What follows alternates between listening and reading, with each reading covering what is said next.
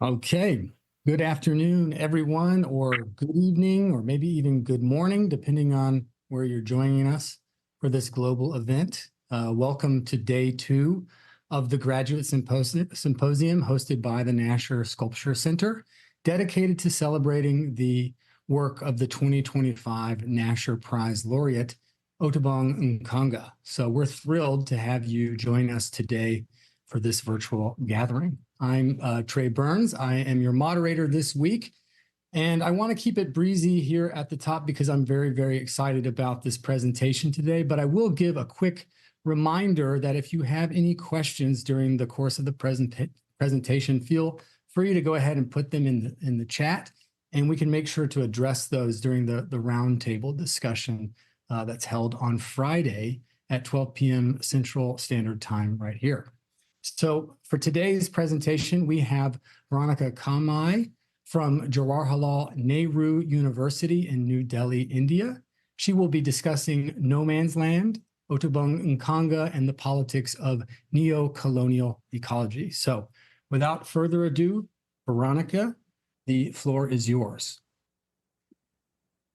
Thank you for the very lovely introduction, and I'm going to keep it short to the point. So my title, which I have termed it as, it's called No Man's Land, Otobong Nkanga and the Politics of Neocolonial Ecology. So in this paper, I will look into how photographs of Nkanga, sculptures and textile pieces, as well as performances, she kind of investigate an ecosystem which is defined by history of colonialism and in present context, which we call it neocolonialism, and its impact on the contemporary landscape and the human body. So it will critically sort of engage with the rise of ethico-political violence, both within the local and global ecological trans-territorial ecology. So yeah, so I'm going to start with it. And the phantasmal spectrum of colonialism continues to haunt the Earth's ecosystem, leaving its traces of the land, the body, and the soul of those once possessed, ultimately giving birth to a new form of monstrosity called neocolonialism. Kwame Nkrumah, in his book, which is titled Neocolonialism, The Last Stage of Imperialism, provides a harrowing description of how colonialism as an ideology and as a practice and as a terminology in the late 20th century had undergone extreme changes to negotiate with the pressure of decolonization. However, Nkrumah argues that the latent policy of systematic oppression, power domination over former colonies and developing nations, as well as territorial restrictions and surveillances in a post-colonial globalized environment, is a mimicry of popular colonial principles.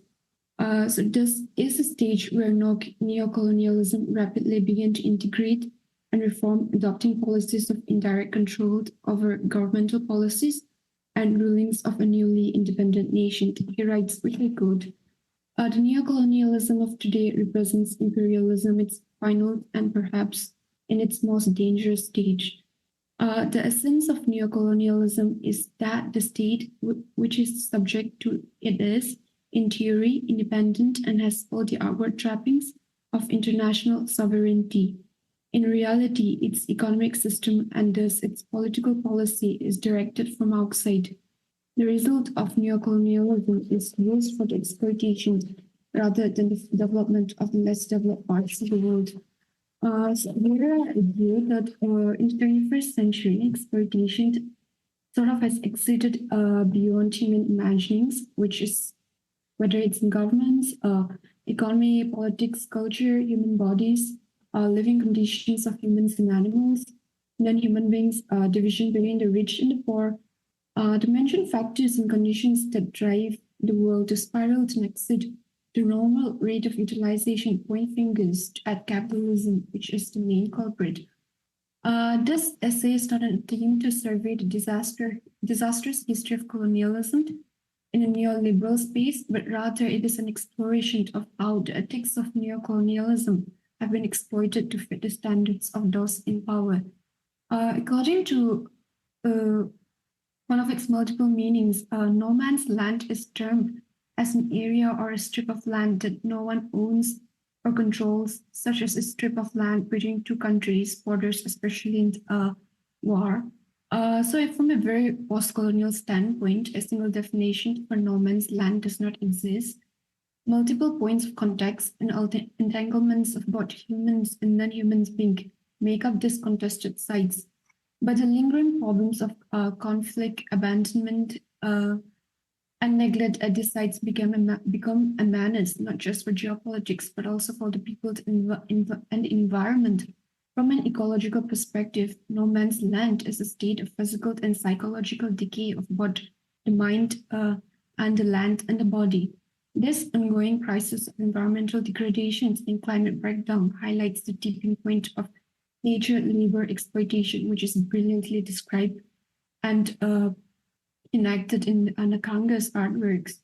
From following Anna Singh's search for wild Matsutake mushrooms that grow and thrive in one of the most human-disturbed areas of Oregon, she explores how the collaborative survival between nature and man in a capitalist society since the pre-Enlightenment period. In the same way, Otobong Nkanga, through her art, explores trans-territorial ecology, both within the landscape of global and local histories, as in a rapidly developing industrialized neocolonial Gulf environment. Through the usage of raw materials, which is directly extracted from mining regions in Namibia and Nigeria, Nkanga highlights interconnectedness between land, material, and body. The search for Matsutake mushrooms, which is considered a luxurious delicacy in Japan, foraged by displaced Southeast Asian refugees and a handful of the white population in the ecological damaged forests of the Northwest Pacific region of the United States, according to Singh, is a move into the unexplored territory of modern political economy, unquote. A luxurious global commodity, the commercialization of Matsutake mushrooms in a transnational circuit displays the environmental human obsession with nature and its search for multiple methods to translate violence and pollution into profit, despite living in an environment surrounded by ecological and economical ruination. What makes Anna Singh a study of Matsutake mushrooms growing in a human disturbance-based ecology and Nkanga's brilliant capturing of environmental ruins and exploitations analogous to each one another is their intense engagement with documenting the rise of ethical political violence, which has led to the present displacement of both humans and non-humans, the scarification of landscapes, the rapid increase in mass extinction of vulnerable plants and resources, and lastly, the slow rate of investigations of murder of various people's communities who have perished due to the environmental activism. I quote, which is one of Nkanga's point, which evocatively captures the plight of the populace in the limitless horizon of destruction. It says, the rock whispers to the stone, you are in error. The stone pounds, the grainy sands, building rhythms of terror. The sands cry out to the trial of dust, stop the horror. The clock of dust mingles with a cushion of air, dancing to its beat with vigor. Our roots are anchored to fit from this world, the right place to stay, to hold home. When looking across the sea, do you dream of cords curling around mountains, leaving trails in distance, linked with shivers sprouting from the rock, which is titled Of Cords Curling Around Mountains. And thus subjects, which is called extractivism and how it has definitely polluted the environment. Central to Nkanga's practice is the intersection between art, colonialism, and ecological destruction, as well as environmental injustice and inequalities, for specialized labor in neocolonial ecology, governed by capitalist system of extractivism and consumerism. An excerpted transcript from an interview which she gave in 2019 at the date Modern describe how the scenographic conditions and changes of the summit mines mines in Namibia after its establishment in 1905 by the German colonial authority, which were once dug out and maintained by the local Ovambo community. So she talks of how, and she writes, which I quote, Sumep is one of the places that has the most minerals, over 260 minerals in one places. Most of the mines, which would be from the Europeans that came into the lands. When I visited Sumet, you realize it's a space that have been blown up with dynamites. I understood the differences between how technology changes the way we extract. It made me realize the kinds of tools we are using and how we have accelerated the process of destruction, of scarification, wounding, and then we can imagine what has happened in places that have been colonized. People coming into places and changing completely the structure of things and the repercussions are still happening today. This is sort of a view of the present day mines in the Sumet region, which is in Namibia. One of Nkanga's brilliant textile works, The Weight of the Scars, which she calls bears the weight of the emotional, mental, and bodily scars of the people and its landscape. So mining for minerals in the resource-rich regions of Sumet in Namibia started off as a developmental project of funding Germany's economy in the late 19th century and continued to produce materials for cash-rich or first-world nations. Despite issuance of warnings from environmental and healthcare organizations reminding of the hazard regarding exhaustions of materials and resources and the overall failure, which is to draw concrete regulatory mandates on the pernicious decline of health. Due to working in hazardous mining zones, capitalist extraction and wasteful overconsumption of materials, which dominate the neo-capitalist discourse and the market, against the backdrop of illuminated cartographic mappings, we see 10 close-up photographs of the Sumet mines, which is distributed over different places, put together by two abstract figures or bodies, which we called it, on both sides of the panel, sort of imitating an airline route map, draws us close to interrogate the interconnected networks, connections of a consumerist planet. In a post-colonial landscape characterized by ideas of salvage accumulations of wealth and extractive expansion faced by multinational companies, we see the interference of international government in national politics on the pretext of providing financial and economical stability, which lures poorer nations into succumbing to puppetry in the hands of those neoliberal masters. Landscape filled with abandoned ways, grimy living spaces, poisoned water, and food re-enters the ecosystem of those inhabitants living in close proximity. So likewise, we see how the foraging of mushrooms by displaced people in the hope of finding the valuable matsutake, only to be supplied to wealthy elites in Japan. The broken body in Nkanga renders perfectly sums up what T.J. DeMoss called the present colonial post-colony struggling with precarity in creative survival, dissolving boundaries between the living and the dying. This is called the Delta Stories, and it's part of a project. The Delta Stories Landscape 1 or 2, which was executed in 2005 and 2006, features a set of 18 drawings presenting the oil-rich delta basin of Nigeria. Findings from reports suggest that this reserve in Nigeria holds around 37.1 billion barrels of crude oil in 2023, establishing its position as one of the largest oil producers in Africa, which is estimated to report around 1.2 million barrels per day. However, despite the abundance of rich natural resources, the Niger Delta Basin has a long history of conflict and political and military violence behind such consequences. and its mismanagement of all this oil reserve, which has filled the nation with corruption, inequality, and poverty. The lack of proper planning, weak institutions, and an incompetent local government have allowed for the exploitation of oil by foreign conglomerates, investors, and corporate companies.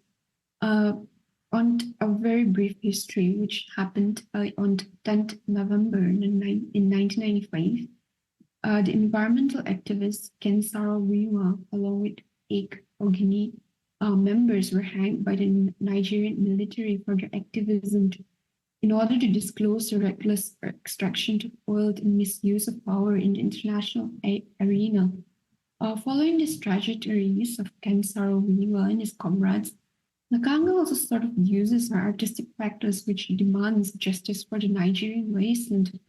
Delta Stories captures the dystopian nature of oil-producing Niger Delta basin, inhabited by humans who live within this contamination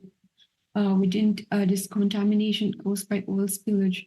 In this context, Nkanga critiques the way how world-class technology is also involved in producing both environmental and racialized inequalities. In fact, the discourse on environmental disruptions of waste generated through usage of technology and machines can contextualize in what hence Petzold's statement where he expresses constant, which I quote, today we experience the consequences of man's interaction with nature as disastrous and increasingly feel the necessity for a thorough evaluation of the ideas of scientific technological progress and the state of technosciences. And also in this brilliant Paul Tavares, who works as an environmental activist in Brazil, he investigates into the killings of thousands of indigenous people in Brazil who protested against encroachment of their forest land, argued that large-scale deforestation in Brazil was product of colonial politics. In fact, this long-term severe damage caused to the environment is what he refers to as ecocide by design. So ecocide by design in the case of Nkangas may also mean what destruction of our environment due to toxic human activities. Therefore, as part of Earth's ecosystem, the activities of humans have made it our lives more vulnerable to engendered, which is all due to the politics of what we call ecocide by design. So in this hauntingly gruesome image of human bodies, which are strategically arranged together in rows, which I find it the most interesting, which is titled Disposable Waste, makes easily available the encounter between the materials and the living body, which enacting the violence of how extractive ecologies and how contaminated living entangled in the history of web of productions and consumption. And into this next slide, which will be talk about, land and body becomes an important part of Nkanga's medium. So we see how land and body is often is always interconnected in different ways, which is caught in the ongoing neocolonial project of ownership and accumulation, which has been reduced to commodities during this intense period of environmental breakdown and climate changing economy. So both bodies and land have been stolen, extracted, polluted, enclosed, and contained, and at the same time, they're forced to live into what we call, what we term as contaminated survival, battling for one another. For Nkanga, land and body are sacred entities which conjoins together to form a single whole. Destruction of land means the gradual breakdown of body, which is both life and non-life. Turning to one of our drawings, which is called Point Noir Fragments. It is a series which is made during her residency at Point Noir at the Republic of Congo. Following with these themes of crisis of geographers have struggled, questioning those who produce and those who own the means of production. Historically, Point Noir was a port city which is under French colonial authority for a very long time, establishing itself as a major commercial center and attracting different various foreign companies due to its availability of oil reserve. Figures of human bodies in Nkanga's works are typically projected as headless with their upper bodies missing. Instead, they are replaced with arms and legs engaging in different kinds of manual work.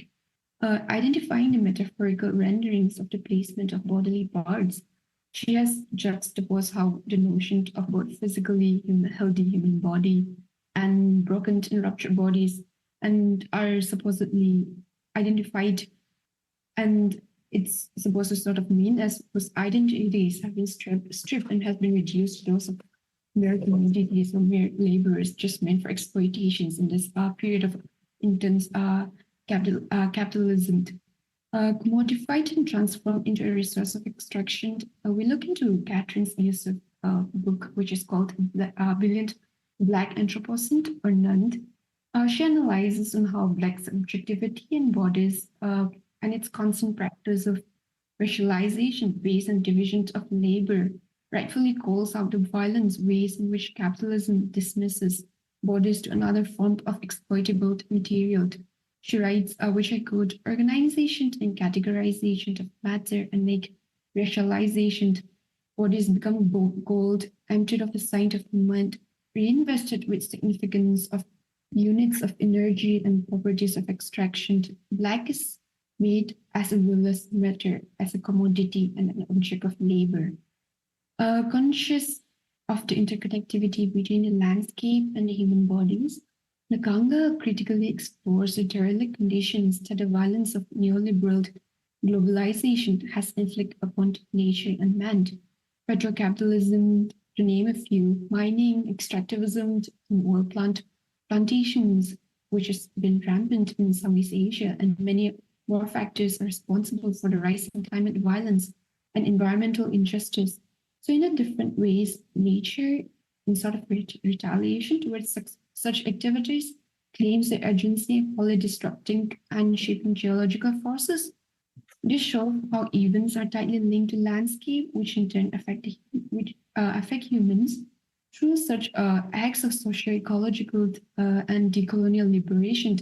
Nkanga actions directly confront structures of contemporary neocolonial policies, which often resort to the use of gunboat diplomacy in an attempt to exhibit power and dominion over the marginalized and the minorities, and how she examines and her examination of a precarious environment embodies the lived realities of victims whose narratives are built around legacies left by colonialism, and with the structure of neocolonial expansion, it sort of continues to create a global geographies of struggle. And in her response towards such kinds of activities like mining, extractivism, we see how without actions and activism, the ecosystem is on the verge of suicide and planetary extinction, and it needs to be addressed at the earliest, which is brilliantly done in all of our works. Thank you very much. That concludes the end of my presentation. Thank you, Veronica, for that enlightening presentation. Okay, so I want to remind everyone that our exploration of Otobong Nkanga's work will continue tomorrow, starting at 12 p.m. Central Standard Time. So please join us then for more engaging and insightful perspectives on Nkanga's practice. But now let's move forward to our next presentation. We have Margaret Nagawa from Emory University. Her talk is titled Otobong Nkanga, Sensuous Reinvention of Allan Kaprow's Baggage. So that sounds very fascinating. Margaret, we're looking forward to your insights, and the floor is yours. Thank you, Trey. I start my presentation with a little recap and a discussion of the activities. On May 2nd, 2008, Otobong Nkanga gave a lecture performance titled Baggage, 1972-2007, in the darkened attic room at De Apel in Amsterdam. A 2-channel video showed Nkanga's reinvention of baggage, a 1972 performance activity by American artist Allan Kaprow, with 20 university students. Kaprow's performance involved transporting sand from Rice University to Galveston in Texas, loading beach sand into suitcases and mailing them from a UPS store. For her reinvention of baggage, Nkanga gathered sand in the Netherlands, took it to Eleko Beach in Lagos, Nigeria, collected sand there, and couriered it to Amsterdam via DHL, an international courier company. Nkanga's controlled movements of picking a site, collecting, and transporting sand at different locations likely strained the artist's physical endurance. On that evening at Diapo in 2008, Nkanga's hand moved gently and she spoke lightheartedly. She offered a small brown envelope containing grains of sand to each of the 83 viewers in an intimate experience that many of us rarely experience at art events. I begin with this reflection on Nkanga's body movements and use of the senses of sight, touch, and sound to pose the following two questions. First, how does Nkanga act upon Kaprow's baggage? And what might those actions reveal about the sensuous effects of the work? I define the sensuous as the bodily experience of visual, sonic, and haptic pleasure.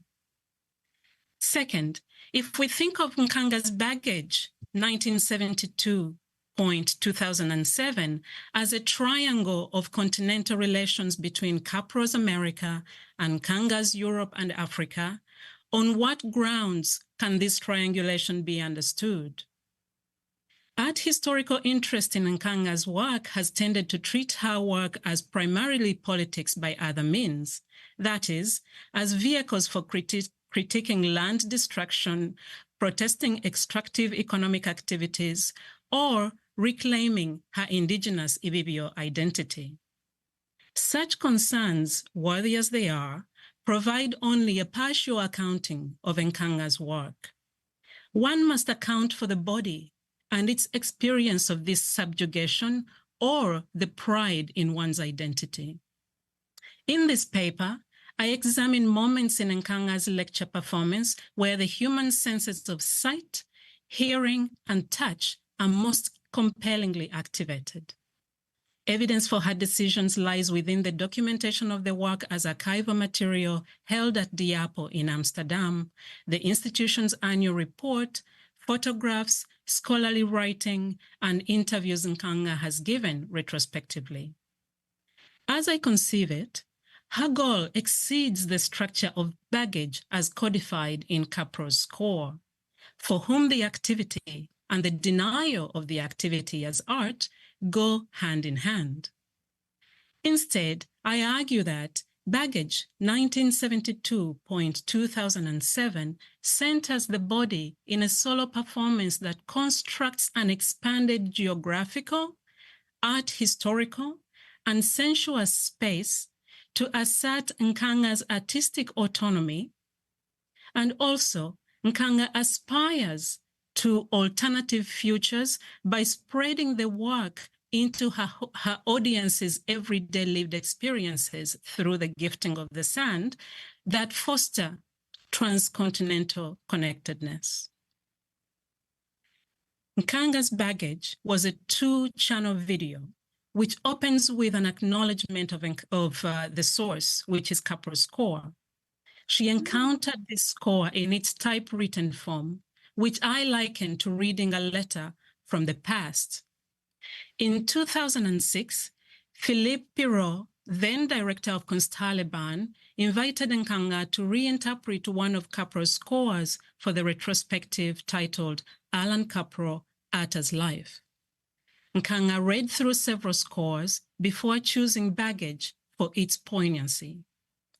Reflecting upon her selection in a 2013 interview with curator Hans-Ulrich Obrist, Nkanga says, baggage was a very emotional piece. Her sentiment implies that Kaprow's score was sensitive, perhaps even delicate.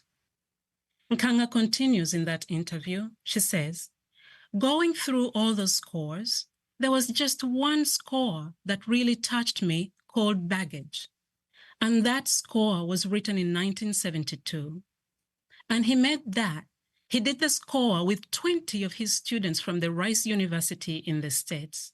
So I decided that I will then do this piece alone because actually Kaprow has never set his foot in any part of Africa. And I thought, well, since there's going to be a kind of collection of the work with his estate, it will be the first time to collect his work with my continent. Nkanga makes clear that she chooses to reinvent this tender work as a solo activity in opposition to Kaprow and his 20 students. In so doing, the artist narrows the focus of the work to one sentimental body, traversing the continents of Europe, Africa, and, by extension, North America. In the process, Nkanga highlights the conditions of art production that comprise building relationships across generations and tactics of exchange and insertion as much as they reflect transnational and art institutional politics. Kaprow's score for baggage. Allan Kaprow's writings in the 1970s express ambivalence towards the categorization of art and its display in specialized institutions that separate art from everyday life. He favors instead a conception of an artist making non-art in imitation of lived experiences, indicating to his peers and institutions that his interests lay in education and sharing ideas rather than marketable objects. Kaprow generated his activities as written scores, which he carefully archived or published. The score for baggage and its accompanying notes appeared in 1972 on the pages of the 11th issue of The Source, which was an avant-garde magazine published in the San Francisco Bay Area in California.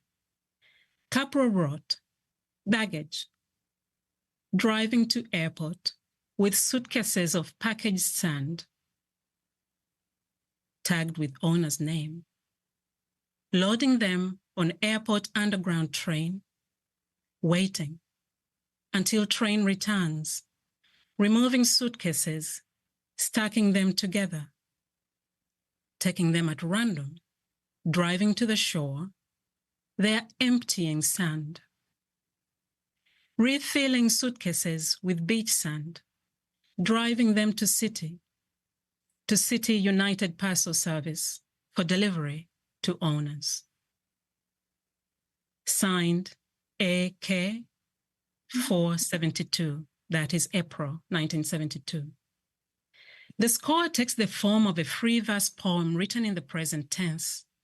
This structure suggests a blurring of boundaries between poetry and performance art, between reading, speaking, and moving the body, and an experimentalist approach to art materials and art making.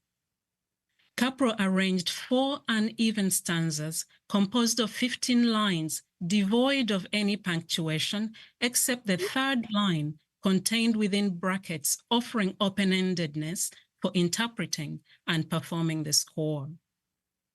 Present participles such as driving and removing provide rhyme and the imagery of a sequence of events during road travel, but do not fix the locations where participants go to enact the activities.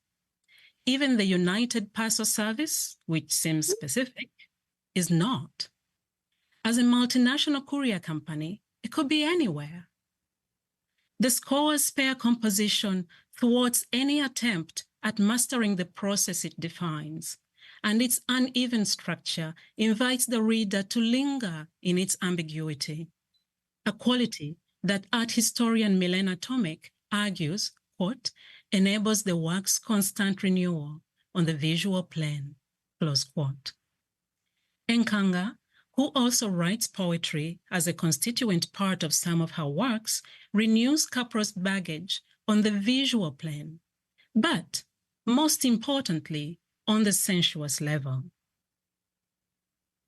Kaprow's performance of baggage was ephemeral. The setting of his performance in the vast state of Texas imbues the work with a distinct mood of possibility, but remains circumscribed to one country. What remains from these activities is the typewritten score we see here, handwritten notes on a rolled yellow Lego pad, and a few black and white photographs. From the very outset, interpretations of baggage 1972.2007 have taken the transportation of sand as the essential element that links Nkanga and Kaprow. Nkanga took that indispensable part of the original work, that is travel, gathering, and transporting sand, and expanded its geographical scope from the state of Texas to the continents of Europe and Africa, while limiting its participants to one, that is, herself. Nkanga's reinvention reveals its process through the sand as a material collected by hand in a specific place and a particular time. Nkanga traveled by air, motor vehicle, and foot to collect sand to 3 locations on 3 separate occasions in the Netherlands and 1 location in Nigeria, running her fingers through the sand's grainy texture, as you see in the image on the right. She documented her effective reinvention of baggage in drawings, such as the one on the left, writing, and video. In doing so, she varied baggage's topographical and temporal composition. In an interview with fellow artist Sampolip Tol, Nkanga recounted advice on how to make videos that she received as a young artist from veteran American performance artist Joan Jonas. Jonas suggested that Nkanga creatively combine sound and image with careful attention to lighting and drama. This wise counsel prompted Nkanga to attend Das Arts, where she, quote, could study these things: how to light, how to produce sound, how to produce the dramaturgy of your piece, close quote, to differentiate art from mere documentation. The work she screened that evening at Diapo, therefore, is an intentional creation shared in the ambience of a darkened room as a conscious decision by the artist to connect with other human beings. It cannot and is not to be mistaken for a mere recording. In 2005, Nkanga joined the Master's Program in Performing Arts at Das Arts in Amsterdam, focusing on advanced research in theater and dance studies.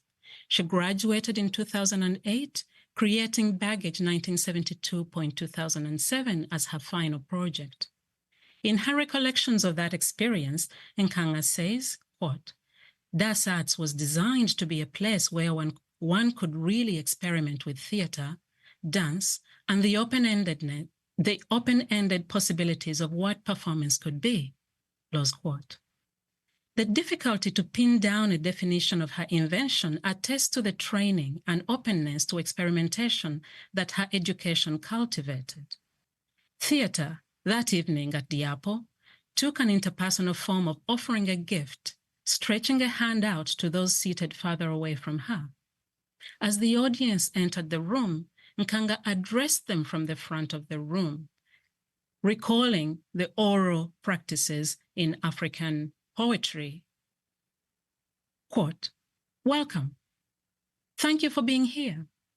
I have something for you, a little piece of a baggage which I would like to hand out to everybody. Nkanga walked among the audience, handing out brown envelopes of sand, saying conversationally, quote, does everyone have one? Close quote.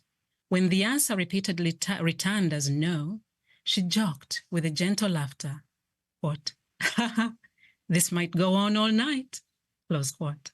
The conversational atmosphere put each person at ease, foregrounding the value of repetition in performance, skills Nkanga sharpened while at Das Arts. The screening at Diapo showed the video recorded reinvention, edited and intercut with instrumentals to Ja Fan Mi, a 1970s funky Lagos song by the band King Sunny Ade and his African beats in a compelling merging of textual, pictorial, and sonic elements. In an intertextual translation, Nkanga takes the poetic form of the page-based score and fragments it into concrete poetry on screen. A successive display of individual fragmented words taken from the typewritten score appear on each screen, sometimes simultaneously, abruptly, or other times slowly fading away. In black, lowercase, sans serif typeface, the word airport appears on the left screen, while the word underground emerges on the screen to the right. Presented in gray tone, the word train succeeds airport, and the word waiting emerges on the right in vivid duotone.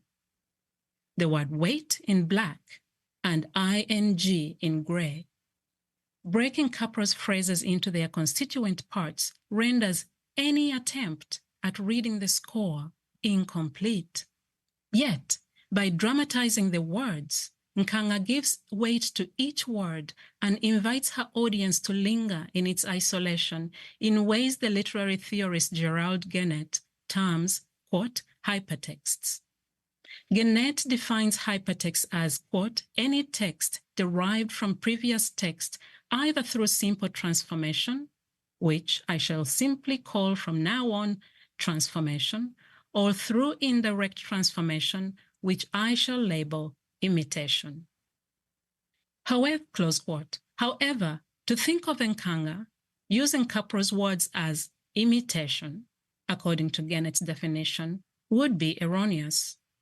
Her work is best seen as a transformation of Kaprow's phrases into distinct words that she then imbues with luminosity by disseminating them on screen.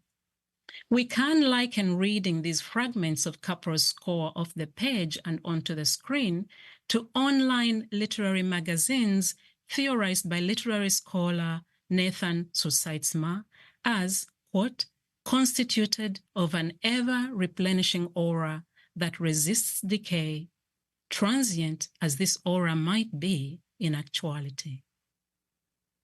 The video ends with an image of Nkanga on each screen, using a knife to open a box filled with sand, suggesting yet another iteration of exercising the sense of touch, so pivotal to our engagement with our surroundings. As the screen goes black, Nkanga delivers the third part of the lecture performance. For 4 minutes, silhouetted in front of the bright screens, she reads out loud from a script, emphasizing the haptic, relational, and transcontinental focus in her reinvention. Although in their annual report for 2008, Diapo Amsterdam refers to this evening as, quote, a presentation of documentation of the performance, close quote, the 3 elements, that is, gifting envelopes of sand, screening the recorded travels, and the monologue addressing the audience, together constitute Nkanga's sensuous actualization of the reinvention of Allan Kaprow's baggage. Although Nkanga reimagines an existing score, eliminating Kaprow's group performance, she too had previously worked with students. In 2002, Nkanga conceived and performed Bomboy in a similarly darkened space with 9 students at the École des Beaux-Arts in the Democratic Republic of Congo. This history alerts us to the artist's conceptual work that was made 5 years prior to reinventing Kaprow. Nkanga's return to a similarly darkened setting alerts us to the value of communal practice and the power of the body as strategies that continue in her work. Additionally, Nkanga continues to write poetry in ways that foreground the human body and senses. In her 2020 poem titled Ailing Mind,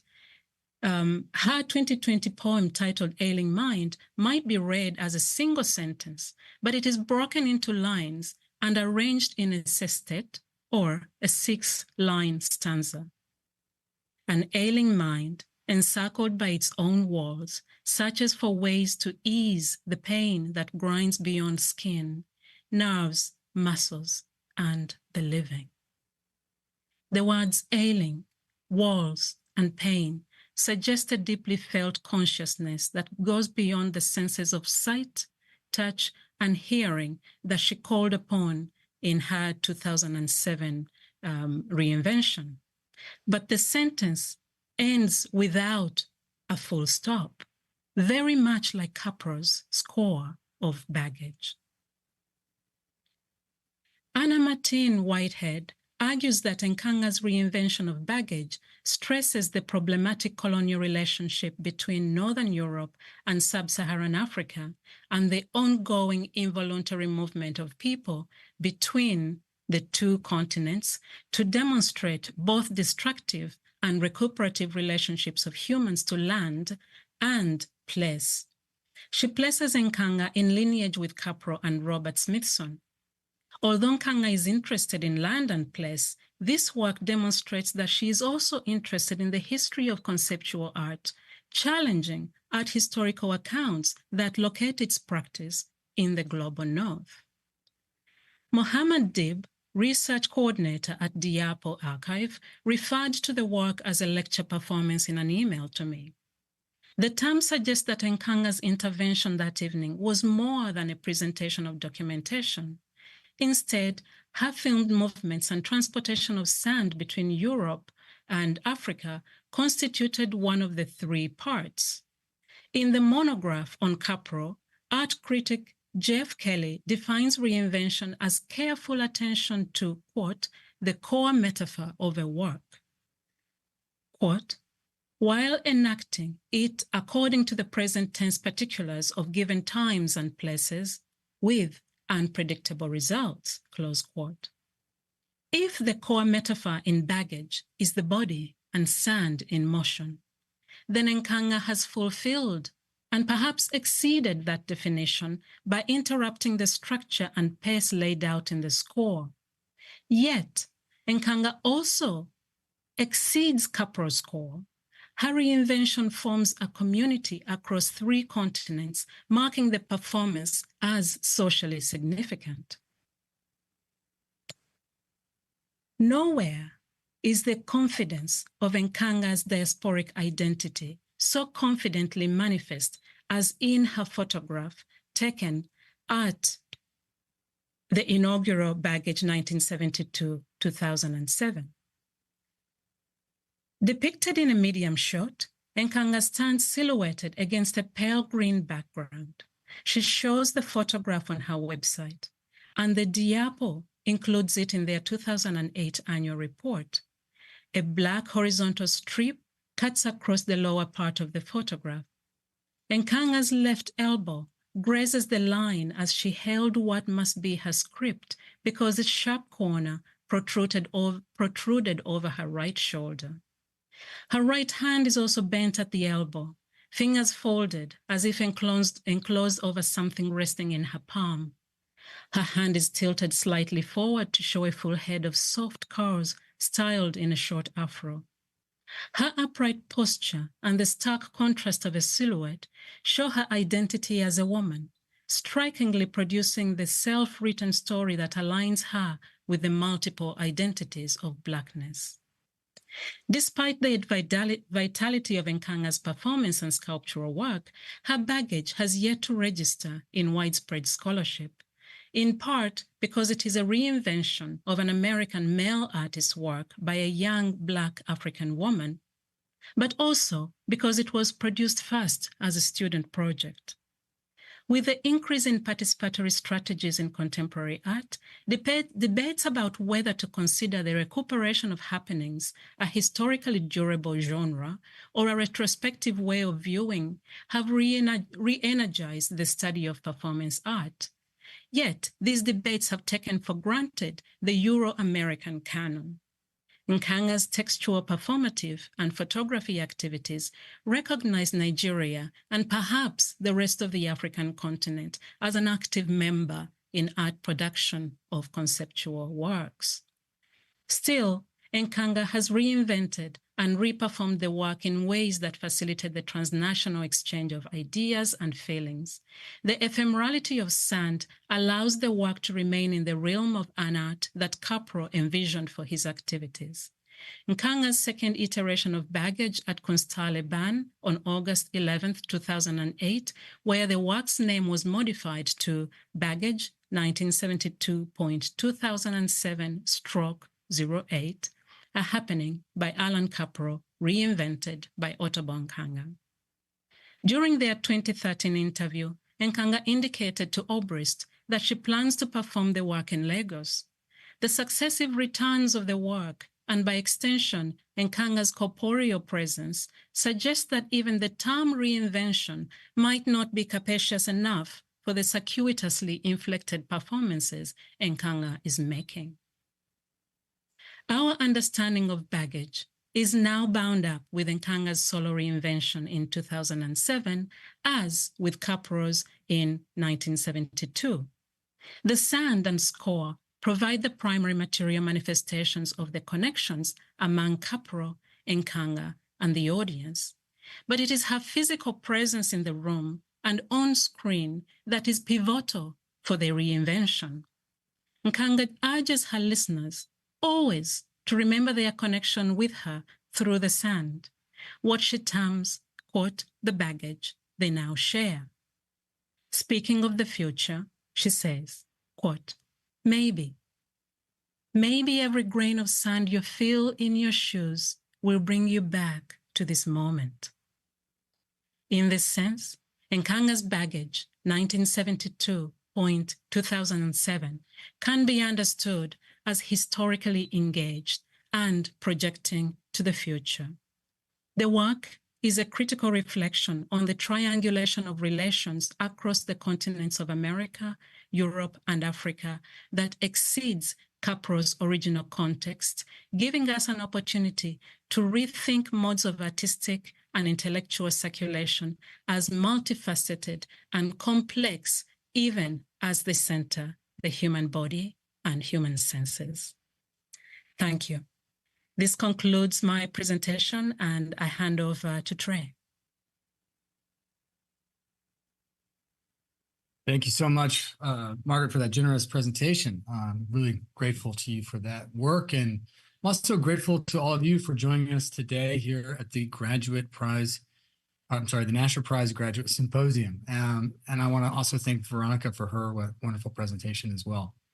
Please make a note to join us again tomorrow at the same link at 12 p.m. Central Standard Time, and we will have the pleasure of hosting two more scholars, Alphonse Chu from Yale University and Bram Grutenman from the University of Amsterdam. So we will see you then, and thank you so much.